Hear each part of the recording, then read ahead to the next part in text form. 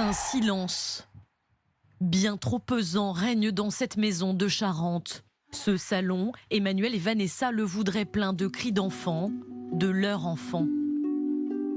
Mais le lit de Loris reste désespérément vide. Son odeur, voilà. Quand il est absent, elle est là, quoi. Loris, 11 mois, n'est plus chez ses parents. Il a été placé par les services sociaux. Cela fait 9 mois qu'ils se battent pour le récupérer. Une absence qui prend toute la place. Sur les lèvres d'Emmanuel et de Vanessa, un mot revient sans cesse. C'est une injustice totale. Au début, c'était une injustice. Maintenant, on a l'impression que c'est un acharnement judiciaire et un acharnement... ils ne pensent pas du tout à l'intérêt de notre petit, quoi. Un acharnement judiciaire, selon leurs mots, qui a commencé le 23 mai 2016. Ce jour-là, la nouvelle nourrice de Loris les appelle, affolée. Le bébé fait une crise de convulsion. À l'hôpital, les médecins découvrent que l'enfant souffre d'hématomes dans la boîte crânienne, un symptôme très fréquemment associé au syndrome du bébé secoué. Les parents portent plainte contre X. Une enquête pénale est ouverte. Selon une première expertise médicale, l'enfant aurait été secoué plusieurs fois la semaine précédant son hospitalisation. Vanessa et Emmanuel deviennent à ce moment-là eux-mêmes suspects. La garde de Loris leur est alors retirée. Le petit garçon est placé au centre départemental de l'enfance. Vivre sans son enfant, on n'est plus des parents, on est démunis. C'est impossible qu'on fasse du mal à notre enfant. Impossible. Une nouvelle expertise rendue le mois dernier viendrait confirmer la version des parents.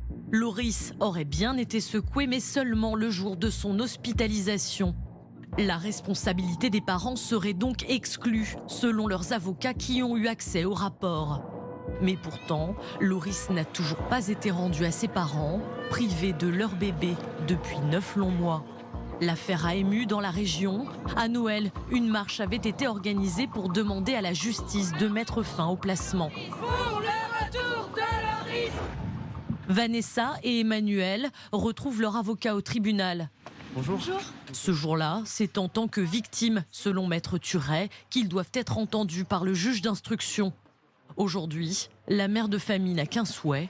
Que les choses avancent et que surtout on pense à l'intérêt d'un enfant qui est placé et que peut-être que voilà, en ayant notre ressenti, entre juges, ils peuvent peut-être aussi échanger et voilà.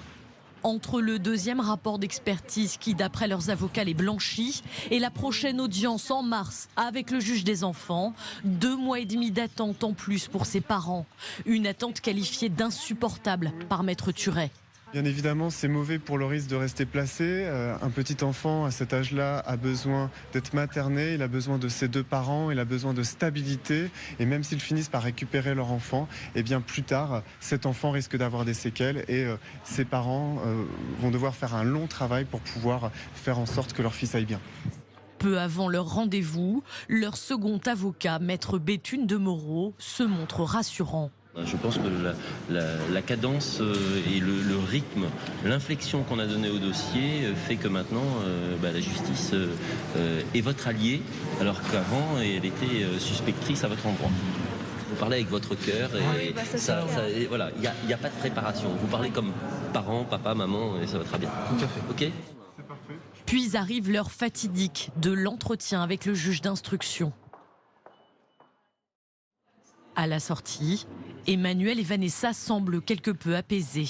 Un sentiment de soulagement d'avoir été entendus, avec un temps de parole conséquent, des explications très bien amenées de la part du juge, nous rassurant d'une part et puis évoquant la suite et c'est un sentiment de légèreté.